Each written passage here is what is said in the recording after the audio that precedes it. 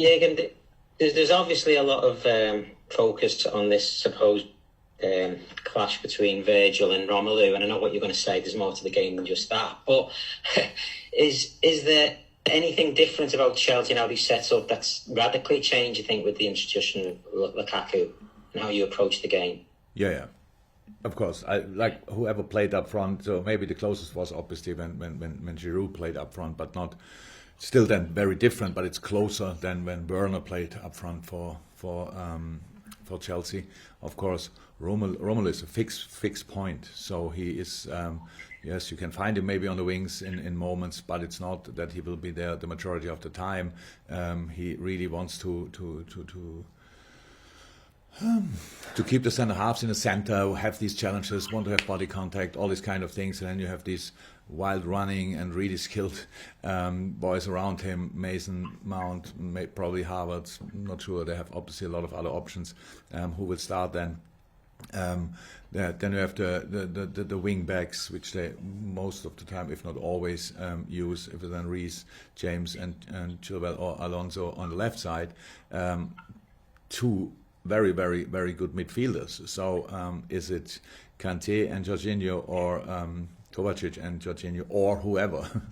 So that's the thing you can expect. But of course, if Romelu is playing, then that's a different kind of play. But each cross is now, if you let them cross, each ball in the box is immediately a major problem.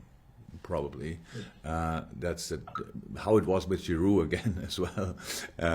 But Romelu, when you saw the last game against Arsenal, the 2 goals they scored, even one was Reece James across to him.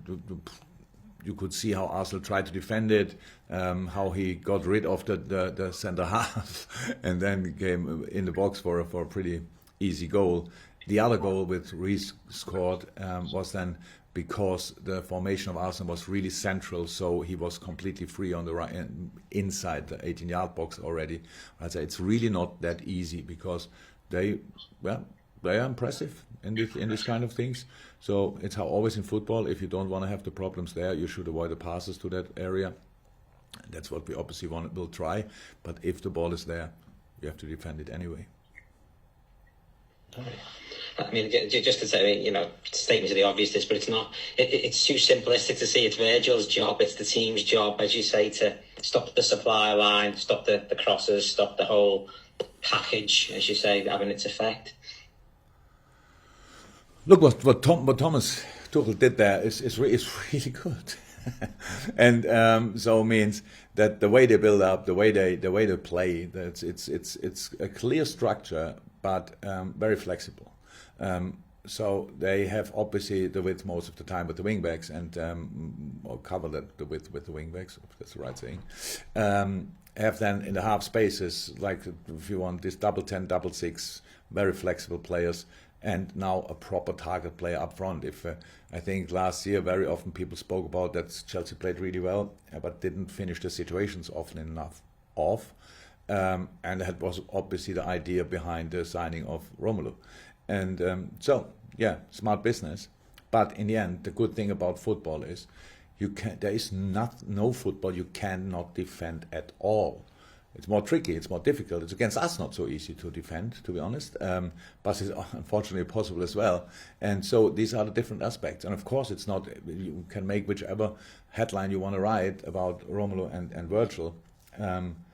If he will show up around the other centre half as well, I guess. And the other players, if you are only focused on Romelu, Kai and Mason will punish you. So that's the situation. It's a good football team. That's why they won the Champions League. We are a good football team, and now let's play the game. You can imagine that we thought we had enough time to train, to talk about it.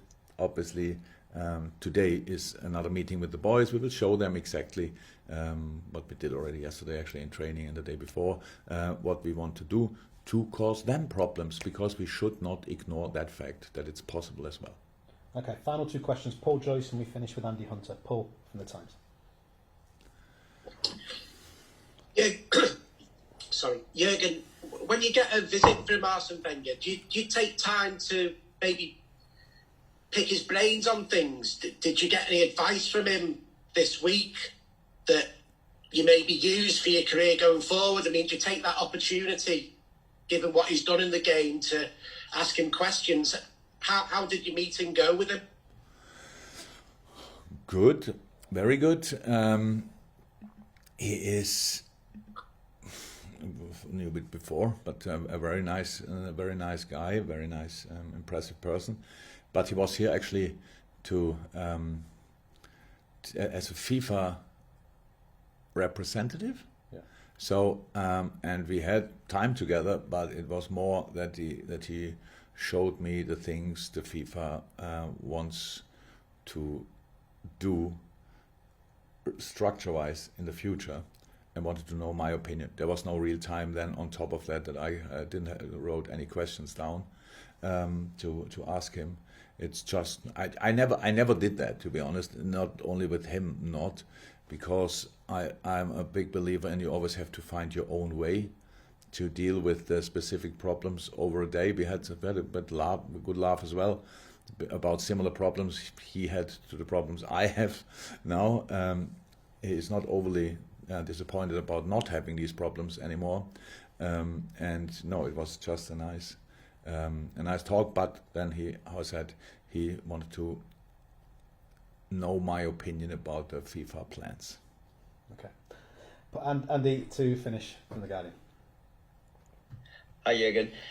There's been mentioned that obviously you're facing maybe a different Chelsea team in terms of the personnel, or having a different striker up front. But do you think you're facing a different Chelsea team now in terms of maybe the swagger they have because they've won the Champions League? And was that something that you noticed about your team going into the titles winning season, having just won the Champions League? Do you think something similar could happen to Chelsea this year? I hope not, but it's possible, of course. Last night they got pretty much all prizes, right? All the players, goalie, yes. Oh no, defender was Diaz. But midfielder and no striker was Haaland, right? So they got most of the prizes. Yes, and goalkeeper. Yeah, I say goalkeeper. Yeah, I know, Mendy, I know. So, and that's that's never harms the confidence. Let me say it like that. But yeah, what can I say? We meet them twice. Hopefully we can win tomorrow, which is difficult enough. Hopefully we can win when we face them again. All the other games we have nothing to do with. So it means if they win all of them, then even when we win the two, it probably it could be enough. Let me say it like this. So yeah, but it helps. Being successful helps. I can tell. And so you want to have more, I'm sure. But look, with this strange year in between and difficult year in between, actually, want to be honest, we want to be successful as well.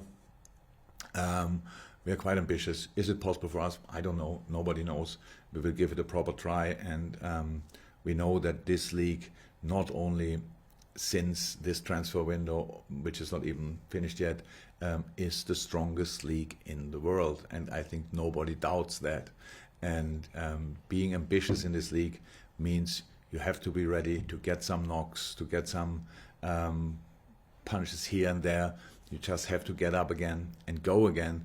And with the quality we have, if we can do that, then again, the only plan was always that we are able to beat the best teams in the world, whoever that is. We never thought about being the best team in the world. So obviously in this moment, nobody thinks we are the best team in the world. Good. We still want to try to beat the best teams, and Chelsea won the Champions League. So there's not a lot of tournaments who are more important. So let's give it a try.